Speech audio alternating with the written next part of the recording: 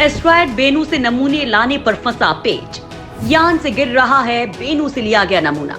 दोस्तों, नासा ने पृथ्वी से 200 मिलियन मील दूर मौजूद एक क्षुद्र ग्रह पर अपना यान उतारकर एक बड़ा कारनामा कर दिखाया था।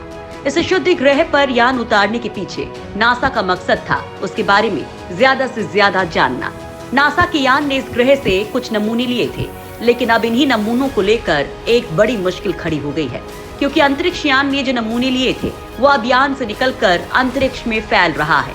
दरअसल नासा का अंतरिक्ष यान ओरिजिन्स रेक्स यानी कि spectral interpretation resource identification security regolith explorer पृथ्वी के करीबी क्षुद्र ग्रह बेनू से एक नमूना लेकर आ रहा है, लेकिन उसकी यह सफलता उसी पर भारी पड़ गई है। नासा के अधिकारियों ने बताया कि अमेरिका ने इस हफ्ते की शुरुआत में क्षुद्र ग्रह से एक नमूना लिया था, लेकिन इस टुकड़े के छोटे छोटे हिस्से अंतरिक्ष में लीक हो रहे हैं। ओरिजिन्स रेक्स ने बेनू ग्रह से करीब 60 ग्राम सामग्री इकट्ठा कर ली थी। अंतरिक्ष यान ने ये तस्वीरें भी एजेंसी को भेजी हैं। वैज्ञानिकों ने बताया कि ओरिजिन्स रेक्स ने नमूने तो इकट्ठा कर लिए हैं, पर उसके कंटेनर से ये नमूने छलक कर अंतरिक्ष में ही गिर रहे हैं। दरअसल लैंडिंग के दौरान ओरिजिन्स रेक्स का रोबोटिक हाथ बेनू पर मौजूद चट्टानों के मलबे से टकराया और फिर उसने उसके टुकड़े को पृथ्वी से करीब 200 मिलियन मील दूरी पर एक कलेक्शन डिवाइस में फंसाया, ताकि इस सैंपल को पृथ्वी पर भेजा जा सके। लेकिन बाद में तस्वीरों से पता चला कि इस कलेक्शन डिवाइस में वैज्ञानिक की सोच से कहीं ज्यादा बड़ा टुकड़ा था। अब इस टुकड़े की परतें खुरच कर अंतरिक्ष में फैल रही हैं। फिलहाल नासा की टीम इस लीकेज को रोकने के लिए संघर्ष कर रही है और किसी तरह इस कलेक्शन डिवाइस को बांधने की कोशिश कर रही है।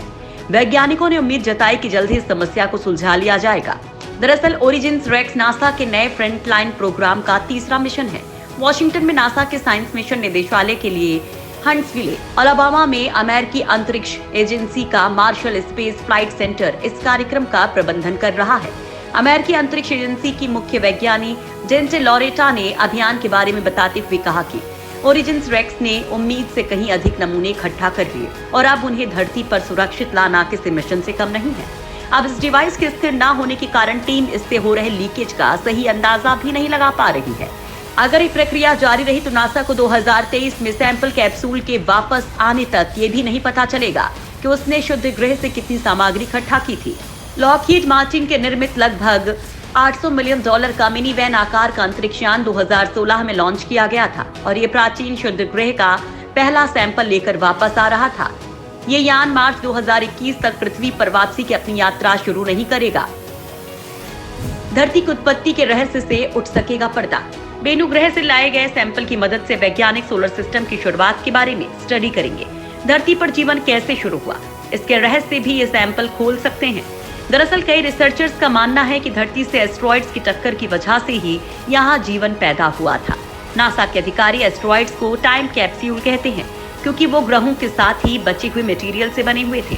वैज्ञानिकों को करीब एक हफ्ते का समय ये पता लगाने में लगेगा कि क्या यान नमूना इकट्ठा करने में कामयाब हुआ है या दोबारा कोशिश करनी होगी। अगर ये सफल होता है तो साल 2023 में यान नमूना लेकर धरती पर लौटेगा।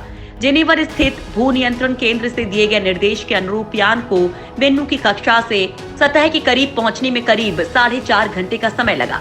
नासा का ये यान 2 साल से बेनू के चक्कर काट रहा था और स्पेस रॉक्स के मूवमेंट को ऑब्जर्व कर रहा था। नाइटिंगेल नाम के क्रेटर पर स्पाइरल करते हुए ये यान बेनू पर उतरा था, जहां इसके उतरने के लिए सिर्फ 8 मीटर चौड़ा एक क्षेत्र था। ये क्रेटर भी सैंपल के लिहाज से बेहद अहम है। यहाँ महीन धूल, कंकड़, पत्थर हैं जो ज्यादा वक्त के लिए आसपास के पर्यावरण के संपर्क में नहीं आए हैं। ओरिजिन रेक्स अंतरिक्ष यान को 2016 में केप कैनावेरल से प्रक्षेपित किया गया था। 2 साल पहले ये बेनू क्षुद्र ग्रह पर पहुंच गया था। इससे पहले जापान 2 बार क्षुद्र ग्रह के नमूने इकट्ठा कर चुका है।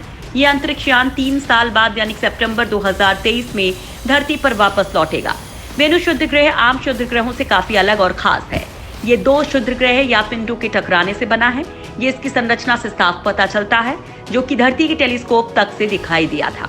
इसके अलावा हाल ही में इस क्षुद्र ग्रह में ऐसे पदार्थ मिले जो जीवन के लिए आधार पदार्थ माने जाते हैं। इन पदार्थों के पाए जाने के संकेतों ने वैज्ञानिकों को इस छोटे से क्षुद्र ग्रह में कौतूहल बहुत ही बढ़ा दिया था, जिसके बाद से बहुत से शोधकर्ताओं को यहाँ से नमूने पृथ्वी पर लाने का इंतजार है। यहाँ के पत्थरों में शोधकर्ताओं को ओसाइरस से ही कार्बोनेट और अन्य कार्बनिक पदार्थों की व्यापक मौजूदगी के संकेत दिखाई दिए थे।